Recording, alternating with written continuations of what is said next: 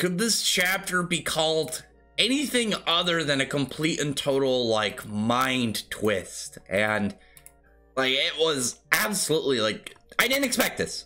I didn't expect this to happen at all. So, the aspect of Satoru getting sealed, that is something that I think a lot of people really saw coming. I think it needed it for the plot to progress, and logically, not just like, oh yeah, it's some plot cheat in order to get Satoru out of the way. It's what the whole curse is. Why did I emphasize curse in the S so much there? It'll emphasize on that whole. Anyway, it's been built up by the curses for a long time that they're trying to get Satoru Gojo out of the picture, and they finally have accomplished it now. But that's explaining with the whole prison realm, and this is very interesting as an aspect we see later on. But the whole prison realm, it needs to have a minute of time pass in order for it to work. It seems to be able to seal up anything within the series, and it's like some super relic. And as long as it's within that minute, it can seal it. I'm wondering if actually it would work on Sukuna, or how, like, what its full limitations are. You gotta stay within 1 minute of a 4-meter radius. So what's that? 4 meters, that's, I think that's like, what, 13 point something feet? But as it is, nah, Jogo's mad. Jogo's always mad. And this part actually made me kind of laugh, because you could tell, like, even though he talks big a lot of the time, he's still very afraid of Satoru. And he's, you know, there's the whole explanation, like, don't worry, it's not that this is an impossible task. I'm pretty much putting you guys up to die. I still think he put him up there knowing that one of them was going to die. They weren't going to all make it out of there. But he's like, oh, it's not a minute of time. It's a minute of Satoru Gojo's time. It's so either a minute of, like, passing period in his brain, like, I imagine, like, what he perceives. Because, you know, when you get way faster, like, as a character, what would be a time period for you, like a minute, is probably, you know, multiple minutes to other characters, probably more. He's definitely fast. Like, we've seen, like, how quickly he can move. Like, back when he first fought Jogo, and he went all the way back, grabbed Yuji, and you know, returned to where they were fighting in a span of time that Jogo was, like, recovering from just getting smacked up. But he's definitely far beyond the speed of any of these other characters as well. We already know that he's, like, the pinnacle, you know, of Jujutsu sorcery. So, you know, for him, that quick moment really just... I'm not very good at snapping. It's canon to my lore. I'm not very good at it. But he ends up like, oh, I better get out of the way. But at that point, here comes up to him, and it's Geto. It's Suguru Geto, you know, just saying hi to him. And this baffles him, because... So there's a whole point at similar. If you go look, there are a lot of similar points in Jujutsu Kaisen that, you know, they have like a really interesting way that they tie pieces of the story together, and, you know, they offer up a lot of speculation, a lot of breadcrumbing. If you've read Volume 0, which you should, because it's important, this chapter especially shows that Volume 0 is important. At the end of it, when Yuta ends up pretty much destroying Geto's body, there was a lot of questions of, like, how did he survive not only the level of damage that he took, but also how did he survive running into Satoru Gojo. And, you know, it was speculated that he let him live because, you know, they were best friends. And in the whole flashback arc, when it was, you know, very themed and centered around Satoru and Geto, he has a similar moment with Toji. And it was like, well, maybe he let him live, but we found out later that Toji actually died. So it was this similar setup. It was like, oh, it's been hinted this whole time. This is really what actually happened. He killed him. He had to, you know, execute his own friend. But it was because of these, you could speculate, like, maybe they both survived, and maybe this is part of Satoru's weakness. But no, that whole part when Satoru's like freaking out, it's like, well, how is he alive? It's, you know, there are aspects of, you know, his whole fact that he, you know, he's teamed with all these curses. Maybe he's got some weird, like, cheap, like, curse tool that makes him kind of like have almost a zombie body or something. And that's all, like, this whole thing when he's like freaking out, like, how is this possible, him trying to process this. You know, he thought of 3 whole years that he spent with Geto. I almost said Satoru. Yes, Satoru was with himself. That he was with Geto, and within that short span of time, what, you know, for him, this quick lapse of just information and memories just went through him. And that's when Prison Rail took effect and collapsed on him. And at that point, it was over. He can't use cursed energy. Like, says he can't feel any of his own powers. He can't move any of his limbs. But he knows that even with, you know, his power, like, you know, it's his 6 eyes and, you know, reading Geto's uncursed energy, that it feels like Geto, it's not him. And when he pulls this like string off, because we know the stitches on his head, it's like this brain with a mouth. And that whole, like, the whole aspect that we know, like, he's had the stitching on his head the whole time, the whole fact that when we see him a lot of times he's shrouded, he's keeping his identity secret, not from really just like, I'm hiding from these guys, it's to keep the surprise set up. You know, if Satoru ran into him, you know, it would hurt this like plan that he had to use Prison Realm. And it's just like all these things that now make so much more sense in that whole tie of what he's been doing. It hasn't been Geto's Suguru. Is it Suguru Geto? I think it's pronounced. I think it's actually Suguru Geto. No, because Satoru Gojo and Geto Suguru. Ah, my God, it's gonna mess me up. I'm just gonna go back to call him Geto. It hasn't been him. It's this brain cursed spirit, or, you know, this weird, maybe mutated person, something. I imagine a cursed spirit because it's definitely unreal. But there's a speculation point of it, because here's the thing. We know about, like, the whole, like, painted cursed wombs, and how he knows about all these things, and how he's seemingly way more knowledgeable on cursed tools and relics and whatnot, as well as, like, the whole fact that this cursed spirit can body hop as this weird, almost, I want to call it, like, cursed, like, medical, like, abomination.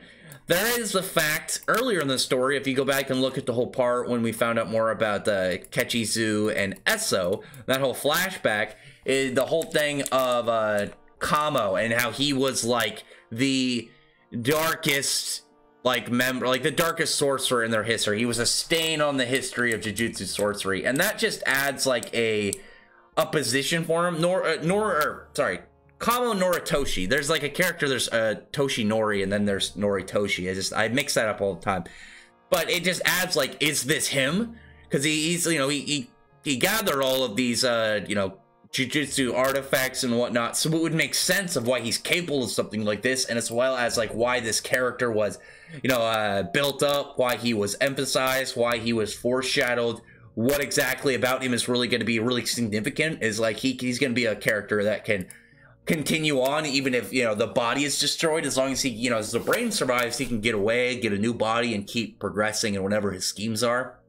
I just thought that was so interesting to see. But at the same time, I came up with another theory when I was talking to a friend of mine. It's the whole, if you go look at the explanation, remember, of how curses are born. Generally, it's, you know, because there are sorcerers and then there are, you know, non-sorcerers. And everybody has cursed energy. The difference is a sorcerer can control their cursed energy, whereas a non-sorcerer, it just kind of, you can radiate out of them. And all that loose radiated cursed energy can turn into a curse. And with the sorcerers, when they die, they, you know, if they have a strong enough grudge, a strong enough hatred, they can actually create a curse by doing it. A cursed being. And what was it about Geto that was significant? You know, his hatred towards non-sorcerers and these people. And where can we tie that to in, you know, in these other characters? Where can we tie that these two things would really be significant? And that would be, you know, the being of, you know, the other character that's, you know, built up as a very significant enemy in the series, a very significant bad guy, that being Mahito. Like, imagine Mahito's creation was after the point, you know, of Geto dying, and we found out that he was created by, you know, the grudge that Geto had upon death, which would also really just, like, make sense of, like, this patchwork, like, monstrosity, like the fact that Geto, when he was destroyed, you know, when he died, he was already in this mutilated, bloody state, and, you know, the whole shape-shifting, him wanting to, you know, reshape the world, pretty much humanity. There's a lot you could do with that. There's a lot of potential in that, which, again, is just so exciting of, like, how that opened up, like, not only possibilities of stuff to kind of, like, get more out of, but it answered so many older questions that was just so much fun to look back at and be like, oh my god, now this makes so much sense. Like, why, you know, why does he know all these curses? Why are these curses willing to work for him? Why does he have these stitches in his head? Why did he have all these shrouded, like, parts where he's trying to hide his face if he's so powerful, and the only other person really around that is going to be much of a threat for him is Satoru Gojo? As long as he, you know, gets away from the one guy, then he's fine. But not only that, like, you know, they now have Satoru Gojo out of the way. He's been sealed up. There was hype of Yuta, because if you've read Volume 0, Yuta, you know, he was the main character of Volume 0. He's one of the 4 special grade humans, and he's extremely powerful. And Satoru seems to kind of, like, hype him up to be his replacement while he's gone. But there are theories amongst the fandom that he's the other mole, because we know that there were 2 moles. One of them had, you know, was lower, ended up being Mekamaru, and the other one seemingly possibly being Yuta. And Yuta, I think, would be a likely candidate also, because I think it's chapter 32. I know it's in the 30s. You see him with one of the guys that is in Geto's crew, or at least was when it was Geto, not, you know, this brain guy controlling his body. Maybe they're kind of their own guys now, you know, that Geto died and it was all just misleading. Maybe he's not the bad, you know, he's not a traitor. I don't know, but I'm very intrigued to see how that goes. Also, Mekamaru seemingly not dead. Very interesting about that. There was a speculation I had that maybe he didn't die, because we know that Geto likes to mutate people into these abominations. So maybe, you know, he was in that. Maybe he ended up actually having an escape set up. He got away. Like, again, I imagine escape pod would be something really useful in, like, a mech suit.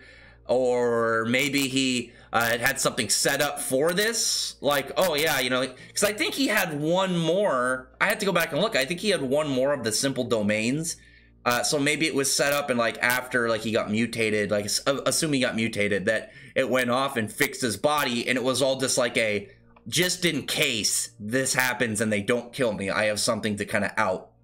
But it looks like he's alive. He's talking to Yuji. He has like some little piece in his ear.